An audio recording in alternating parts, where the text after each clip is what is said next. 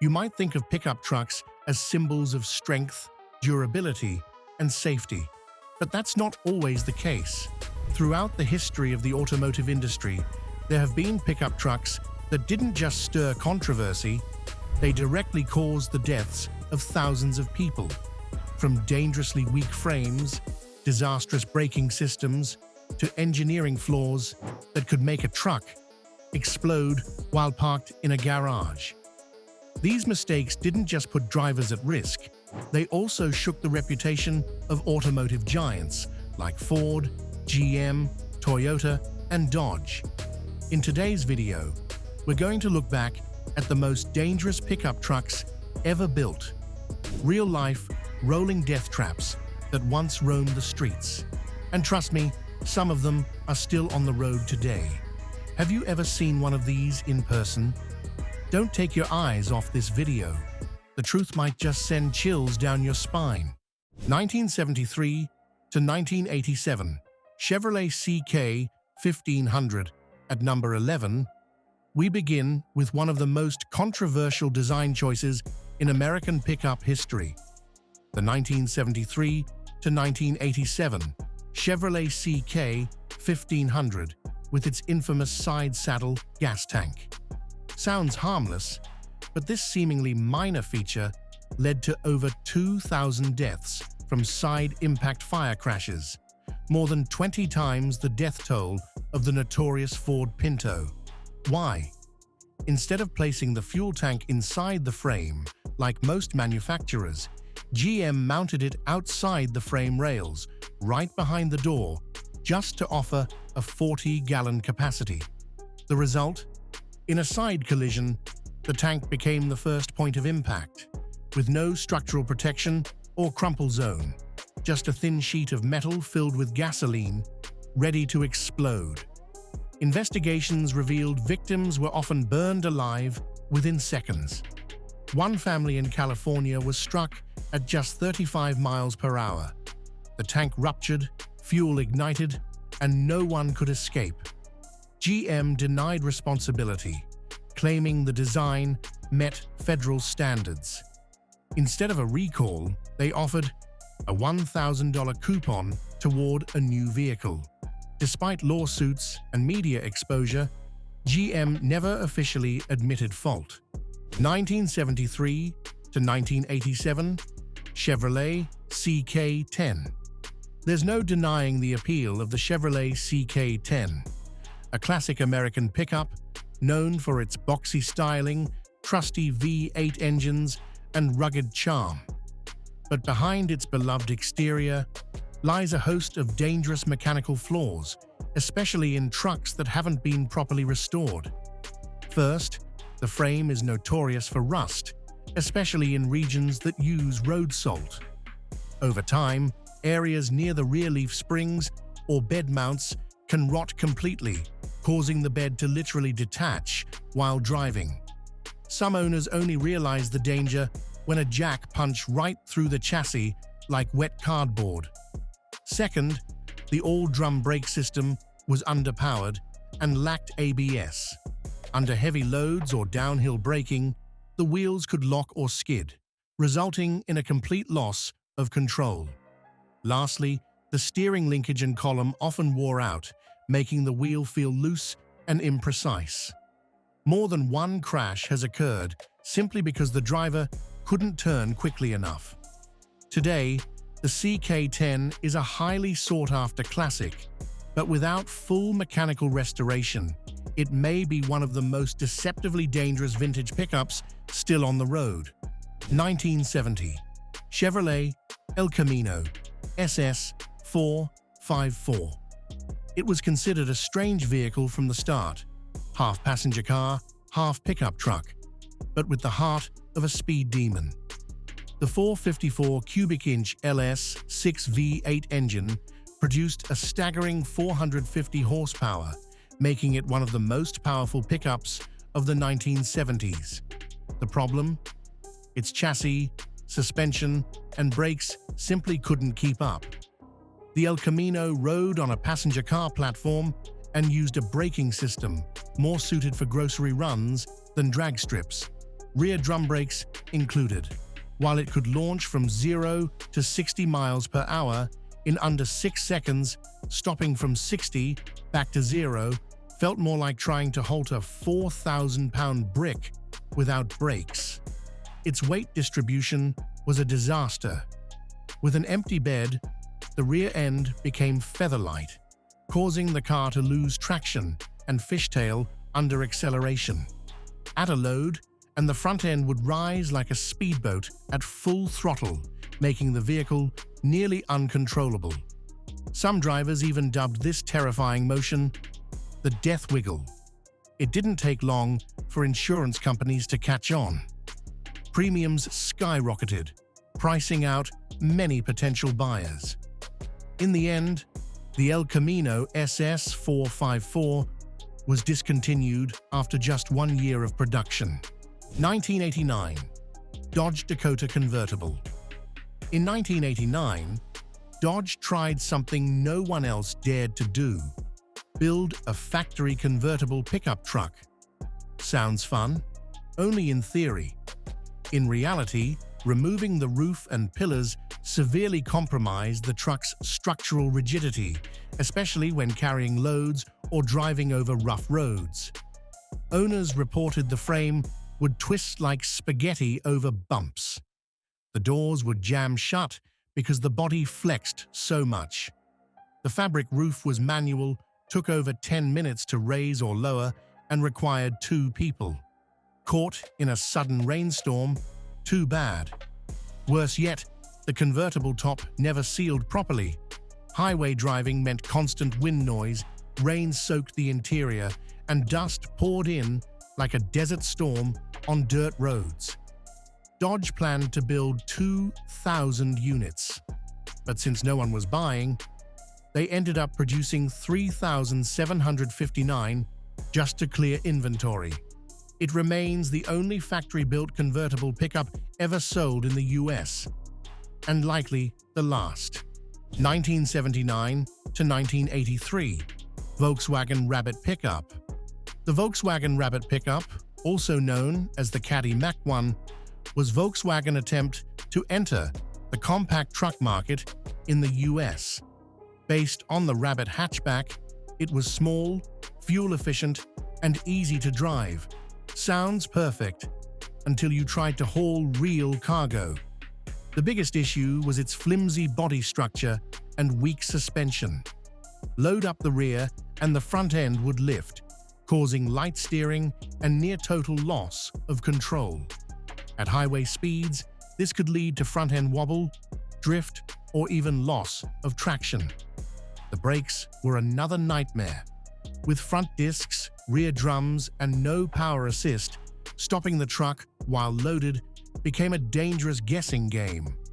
Many owners described the experience as hitting the brakes and hoping for the best.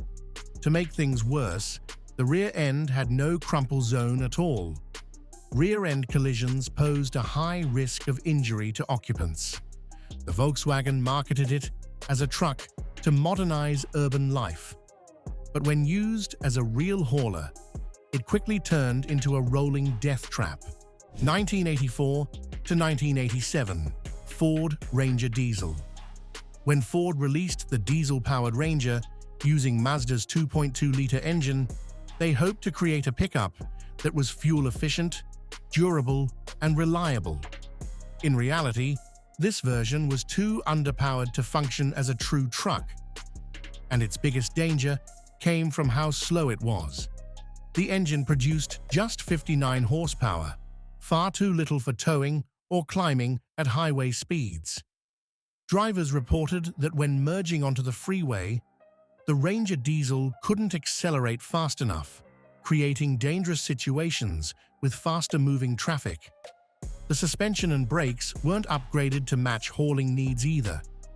Under load, the truck would sag in the rear, shift weight dangerously, and struggle to stop effectively, especially on long downhill grades. To make things worse, the Mazda 2.2-liter engine had a reputation for overheating, head gasket failure, and fuel pump issues, often causing the truck to stall mid-drive. In an era when Americans weren't ready for diesel pickups, this model was quickly forgotten. 1990 to 1993, Dodge Ram Charger. In the US, the Dodge Ram Charger was a common two-door SUV. But in Mexico, between 1990 and 1993, a special variant was introduced. The four-door Ram Charger, exclusive to the local market. Sounds intriguing, but it became one of the most dangerously improvised designs ever built. Since Dodge didn't have a proper four-door platform ready, Mexican factories lengthened the chassis and hand-welded an extended rear cabin. The result? A truck SUV hybrid with a heavy rear end, soft suspension, and a flex-prone frame. At high speeds or during sudden maneuvers, the vehicle was prone to rolling over due to its high center of gravity and poor weight distribution. Numerous accidents were reported in Mexico's mountainous regions, where trucks slid off the road and flipped down ravines. Worse still, the Mexican Ram Charger had no airbags, no front crumple zones, and relied on outdated rear drum brakes, woefully inadequate for such a large, heavy machine. Today, this model has all but disappeared from the roads, though a few still show up in classic car listings. 1976 to 1979, Dodge D-Series Warlock, Lil Red Express. Both part of the D-Series, they featured flashy styling and high-performance V8 engines. In fact, the 1978 Lil Red Express was famously the fastest production vehicle in America, an unheard-of achievement for a pickup. But with great speed came serious risks. Both trucks used four-wheel drum brakes, lacked power steering, and had soft suspensions ill-suited for the 360 cubic inch engine's power. During hard acceleration or braking, they were prone to rear-end slide-outs, loss of control, or even tipping, especially with an empty bed. The most infamous feature, their high-mounted chrome exhaust stacks located right behind the cab. While they looked cool, they were a burn hazard and could ignite nearby flammable materials. For these reasons, the Lil Red Express was banned in California for failing both emissions and safety standards.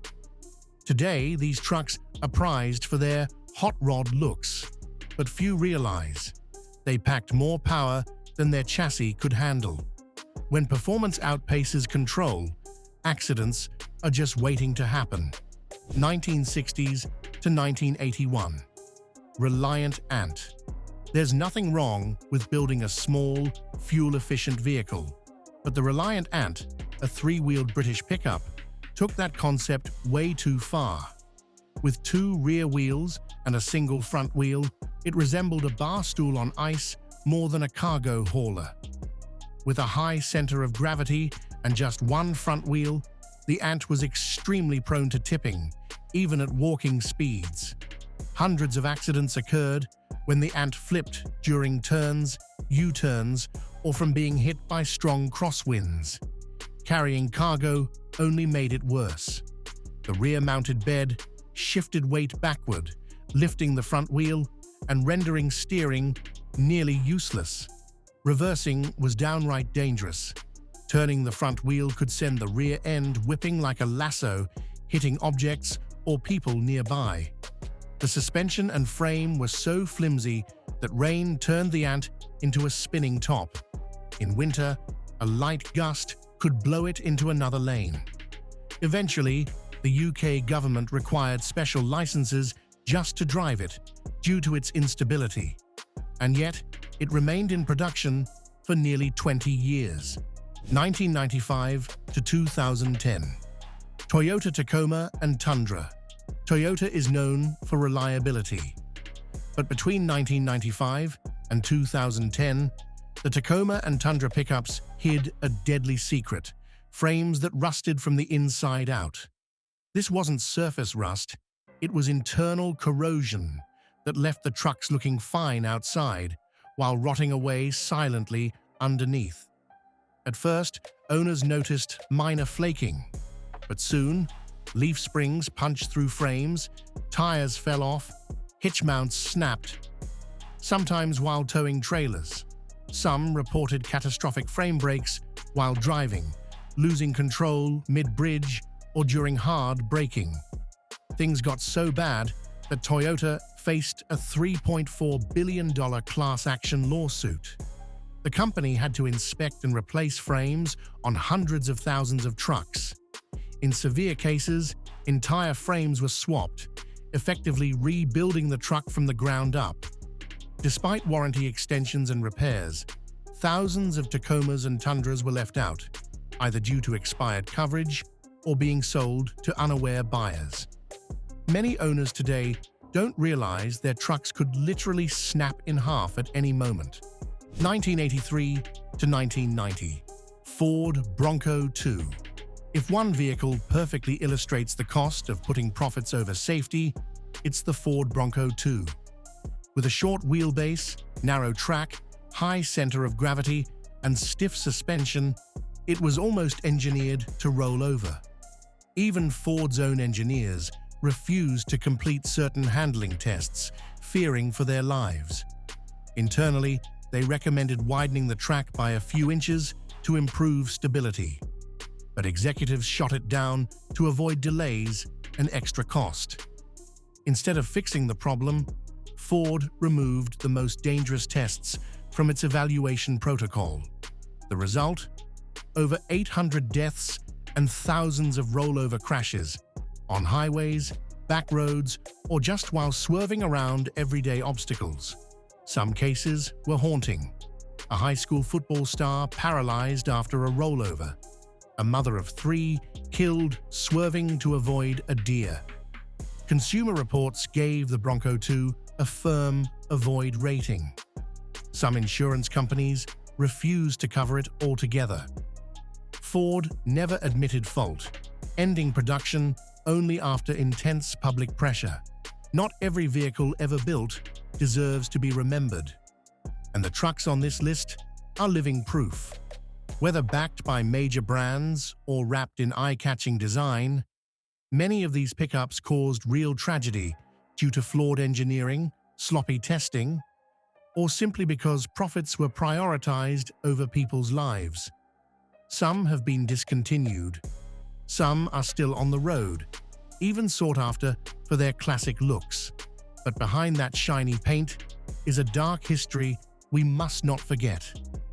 Have you ever driven or seen one of these trucks in person?